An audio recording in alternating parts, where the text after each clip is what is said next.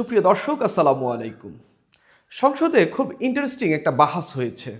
জামাতের আমির ডাক্তার শফিকুর রহমান এবং স্বরাষ্ট্রমন্ত্রী সালাউদ্দিন আহমেদের সঙ্গে এই বাহাস হয়েছে। এই বাহাসে সালাউদ্দিন আহমেদ জামাতের আমিরকে অনেকটাই ধরাশায়ী করেছেন সংসদীয় নিয়ম কানুন কিংবা সংবিধানের বিভিন্ন অনুচ্ছেদের কথা উল্লেখ করে। পাশাপাশি এই সংসদে বেশ কিছু ইন্টারেস্টিং ঘটনা ঘটছে। আমি আগে একটি ইন্টারেস্টিং ঘটনার কথা বলবো, তারপরে জামাতের আমির এবং স্বরাষ্ট্রমন্ত্রীর এই বাহাসের কথা বলবো। ইন্টারেস্টিং ঘটনাটি হলো, জামাত এবং তাদের যে জোট বিরোধী দল, তারা রাষ্ট্রপতিকে পছন্দ করে না, বা এই ব্যক্তি আওয়ামী লীগের আমলে বসা রাষ্ট্রপতি তাকে পছন্দ করে না। কিন্তু রাষ্ট্রপতি যে জুলাই সনদ বাস্তবায়ন আদেশ 2025 যে আদেশ জারি করেছিল এবং সেখানে যে গণভোট, সংবিধান সংস্কার পরিষদ, সেগুলোর প্রপার বাস্তবায়ন চায়। তারা রাষ্ট্রপতি মানে না, কিন্তু রাষ্ট্রপতি যে আদেশ জারি করেছিল সেটার বাস্তবায়ন চাচ্ছে। তারা রাষ্ট্রপতির ভাষণ প্রথম অধিবেশনেই শুনেনি এবং রাষ্ট্রপতিকে তারা গেট আউট, চুপ্পু এরকম স্লোগানও তাদের কোনো কোনো পার্লামেন্টারি সদস্য দিয়েছেন। কিন্তু আমরা দেখলাম সেই বিরোধী দল অর্থাৎ জামাত ইসলামী এবং তাদের জোটের এই এমপিরাই সেই রাষ্ট্রপতির ভাষণের উপর 50 ঘন্টার আলোচনার জন্য আবেদন করলেন। এটা তো গেল বিরোধী দলের কথা। সরকার দলেও রাষ্ট্রপতির পক্ষে এবং বিপক্ষে অবস্থান দেখা যাচ্ছে। তারা রাষ্ট্রপতির পক্ষে রয়েছেন এবং রাষ্ট্রপতি সংবিধান অনুযায়ী সংসদে ভাষণ দিয়েছেন, সবই করেছেন। কিন্তু রাষ্ট্রপতি যে আদেশ জারি করেছেন সেটা তারা সংবিধান বহির্ভূত বলে বাস্তবায়ন করতে আপাতত নারাজ। তবে সেটা তারা সংবিধানে ইনক্লুড করে তারা বাস্তবায়নের পক্ষে এখন পর্যন্ত। কিন্তু সরকার দল যদি না চায়, ওই জিনিস কখনোই সংবিধানে ইনক্লুড হবে না। কেননা সংবিধান সংস্কার করার কিংবা সংবিধান সংশোধন করার বা সংবিধানে কোনো সংশোধনী আনার ক্ষমতা এখন পর্যন্ত শুধুমাত্র ওই সরকার দলের হাতেই রয়েছে। কেননা একক সংখ্যাগরিষ্ঠতা বা সংবিধান সংস্কার করার মতো যে মেজরিটি সেটা তাদের রয়েছে। এবার আসি জামাতের আমির এবং স্বরাষ্ট্রমন্ত্রীর মধ্যে যে বাহাস, সেই বাহাস নিয়ে।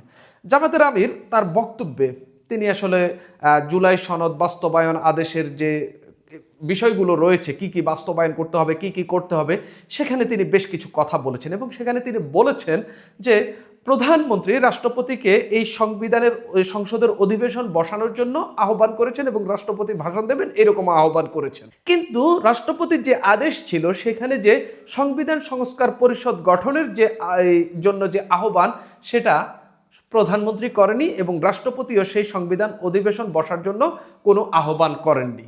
অর্থাৎ সংসদের অধিবেশন নির্বাচনের 30 দিনের মধ্যে বসলেও সংবিধান সংস্কার পরিষদের যে অধিবেশন সেটা বসেনি। এবং একমাত্র দল হিসেবে বা মাত্র 77 জন এমপি যারা বিরোধী দলে রয়েছে বা বিরোধী জোটে রয়েছে, তারা সংবিধান সংস্কার পরিষদের শপথ নিয়েছেন। বাকি যে 223 জন রয়েছে সরকার দলের এবং তাদের বিদ্রোহী যারা জয়লাভ করেছেন স্বতন্ত্র, তারা সহ যে 223 জন রয়েছে, তারা সংবিধান সংস্কার পরিষদের শপথ নেয়নি। জামাত আমির দাবি করছেন যে আমরা সংবিধান সংস্কার পরিষদের শপথ নিয়েছি, আমরা 77 জন, আমাদেরকে সেই সংবিধান সংস্কার পরিষদের সদস্য হিসাবে ঘোষণা করে আমাদেরকে অধিবেশন বসানোর সুযোগ দেন। আমরা জানি আগে থেকেই জামাত এই চেষ্টা চালাবে যে তারা যে শপথ নিয়েছে এবং তারা বলবে যারা শপথ নেয়নি তারা এইখান থেকে বাদ, এবং যারা শপথ নিয়েছে তাদেরকে নিয়েই এই সংবিধান সংস্কার পরিষদ গঠনের চেষ্টা তারা চালিয়ে যাবে। এবং সেই চেষ্টার অংশ হিসাবে জামাতের আমির সংসদের দ্বিতীয় দিনের অধিবেশনে প্রথম বক্তব্যেই তিনি সেই দাবি তুললেন এবং তিনি এককভাবে তার জোটের এমপি যারা রয়েছেন তাদেরকে সংবিধান সংস্কার পরিষদের সুযোগ দেওয়ার আহ্বান করলেন স্পিকারের প্রতি। এখানেই সালাউদ্দিন আহমেদকে স্পিকার তখন এটা এই সরকার দলের বক্তব্যের জন্য এটা ছেড়ে দিলেন। সরকার দলের বক্তব্যের শুরুতেই সালাউদ্দিন আহমেদ স্পিকারকে একটা চ্যালেঞ্জ ছুড়ে দিলেন যে নিয়ম বহির্ভূতভাবে আপনি কিভাবে জামাতের আমিরকে এরকম একটা বিষয়ে এখন কথা বলতে দিলেন। যদিও এখন এই বিষয়ে কথা বলার কোনো সুযোগ ছিল না, কিন্তু আমরা দেখলাম জামাতের আমির তার বক্তব্যে এই দাবিটা তুললেন। সেখানে সালাউদ্দিন আহমেদ শুরুতেই স্পিকারের কাছে প্রশ্ন রাখেন কোন বিধিতে বিরোধী দলীয় নেতাকে ফ্লোর দেওয়া হয়েছে। তিনি বলেন যদি জরুরি জনগুরুত্বপূর্ণ কোনো মুলতবি প্রস্তাব আনতে হয় সেটার জন্য বিধি আছে, সেই বিধিতে কোনো নোটিশ দিয়েছেন কিনা, যদি জরুরি গুরুত্বপূর্ণ কোনো সংক্ষিপ্ত আলোচনা করতে হয় সেই অনুযায়ী 68 অনুচ্ছেদ অনুসারে নোটিশ দিয়েছেন কিনা।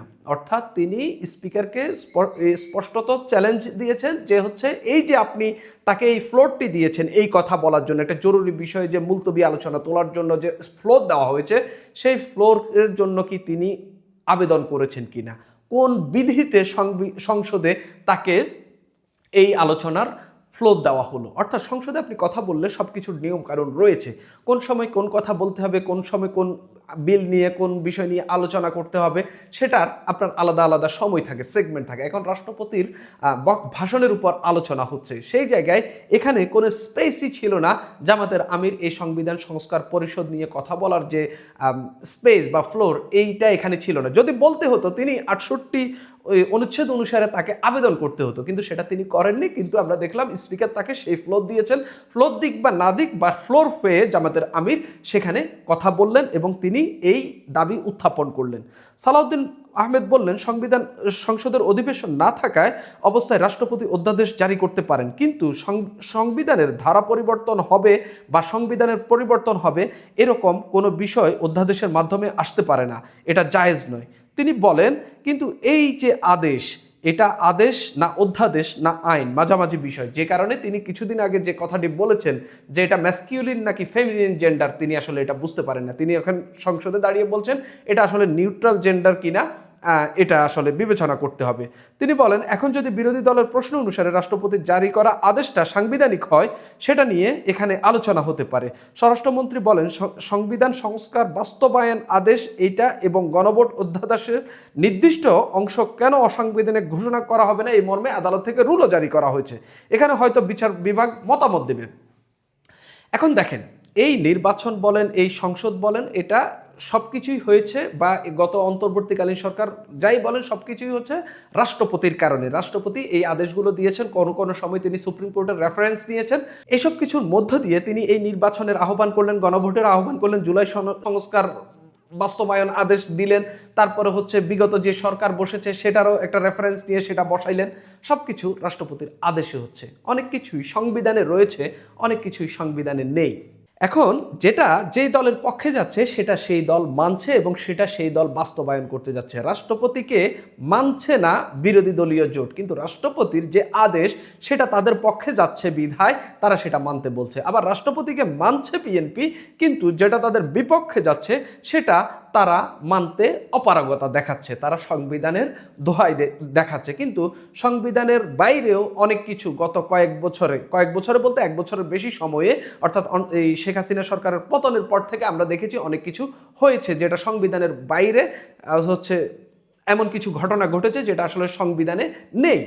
তো সেই জায়গা থেকে এখানে মূলত জামাতের আমির এই কথাটি তার দিক থেকে যৌক্তিকভাবে বললেও সালাউদ্দিন আহমেদ এমনভাবে প্রশ্ন তুলেছেন যেখানে তিনি স্পিকার এবং জামাতের আমিরকে চ্যালেঞ্জে ফেলে দিয়েছেন। তখন তিনি যখন কথাগুলো বলছেন, আমি জামাতের আমিরের চেহারা দেখছিলাম, তিনি আসলে খুব বিমর্ষ দেখাচ্ছিলেন। তিনি আসলে বুঝতে পারছিলেন না যে একজন নতুন সংসদ সদস্য হিসেবে তিনি আসলে কোনো ভুল করেছেন কিনা। তিনি আসলে ভুল করেছেন। তিনি আসলে এই সময় এই কথাটি বলার আসলে তার কোনো বা রাইট ফ্লো ছিল না। তবে তিনি সুযোগ পেয়ে বলে ফেলেছেন, তিনি এই আলোচনাটা উঠাতে চেয়েছেন।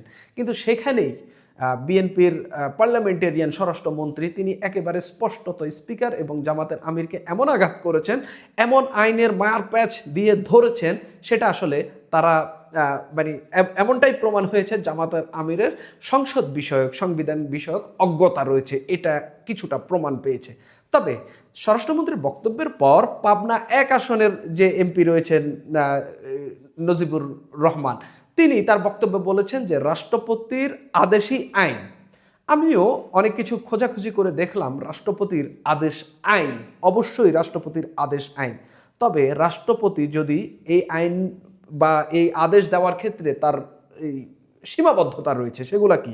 রাষ্ট্রপতি এমন কোনো আদেশ দিতে পারেন না যা প্রচলিত আইন বা সংবিধানের পরিপন্থী। এটি মূলত বিদ্যমান আইনের প্রয়োগের জন্য জারি করা হয়। অর্থাৎ রাষ্ট্রপতি এমন আদেশ দিতে পারবেন যেটা শুধুমাত্র যে আইন রয়েছে সেই আইনের বাস্তবায়নের জন্য দিতে পারবেন। এমন কোনো আইন বা এমন কোনো আদেশ তিনি দিতে পারবেন না যেটা আসলে সংবিধানে নেই, যেটা বর্তমান আইনে নেই। অর্থাৎ রাষ্ট্রপতি জুলাই এই সংবিধান সংস্কার পরিষদের যে আদেশটি দিয়েছেন এটা কিন্তু আমাদের সংবিধানে নেই, অর্থাৎ এই আইনটিকে বেআইনি বলা যেতে পারে। এখন এখানেই আলোচনার বিষয় আইনটি যে রাষ্ট্রপতি যে আদেশটি দিয়েছেন সেটা আইনি হয়েছে নাকি বেআইনি হয়েছে। বিএনপির পক্ষ থেকে বলা হচ্ছে যদি আমরা এটা সংবিধানে ইনক্লুড করি সেক্ষেত্রে আমরা এটা নিয়ে আলাপ করতে পারি, সেক্ষেত্রে আমরা সংবিধান সংস্কার পরিষদ করতে পারি। আর জামাতের কথা হইলো এটা রাষ্ট্রপতি দিয়ে দিয়েছে, এটা আইন হয়ে গেছে, এখন আমরা শপথ নিয়েছি আমাদেরকে সংবিধান সংস্কার পরিষদের সদস্য হিসেবে ঢুকিয়ে দাও, আমরা হচ্ছে এই ৭৭ জনই সংবিধান সংস্কার পরিষদের কাজ করব। মানে কথা হইল বিএনপি 2/3 মেজরিটি নিয়ে সংসদে গিয়েছে, কিন্তু হচ্ছে যেহেতু জামাত শুধুমাত্র তাদের ৭৭ জন শপথ নিয়েছে, শুধুমাত্র সংবিধান সংস্কারের কাজগুলো করবে জামাত, আর বিএনপি শুধুমাত্র রাষ্ট্র পরিচালনা করবে। এটা বাংলাদেশে কখনোই হবে না। আপনি একবারে যত যাই বলেন, দরকার হলে এই সংসদ আবার পরিবর্তন হবে, সংবিধান সংস্কারের কাজ জামাতের হাতে যাবে না, বিএনপির হাতেই বিএনপি রাখবে। বিএনপি ইনিয়ে বিনিয়ে এগুলাকে সংবিধানের দোহাই দিয়ে এগুলাকে জাস্ট পাশ কাটিয়ে যাবে। হয়তো জুলাই সনদের কিছু কিছু অংশ যেগুলাতে তাদের নোট অফ ডিসেন্ট রয়েছে এগুলা বাদে বাকিগুলা তারা বাস্তবায়ন করে এক ধরনের খুশি করার চেষ্টা করবে। আর তারা যেটা চেষ্টা করবে সেটা হচ্ছে গুড গভর্নেন্স দেওয়ার চেষ্টা করবে, যার মধ্য দিয়ে জামাতকে কিছুটা ইরেলেভেন্ট করে দেওয়ার চেষ্টা করবে। তবে যাই ঘটুক, যে যার স্বার্থ মতো মান্য এবং অমান্য করছে। সুপ্রিয় দর্শক, এখন এই পর্যন্তই।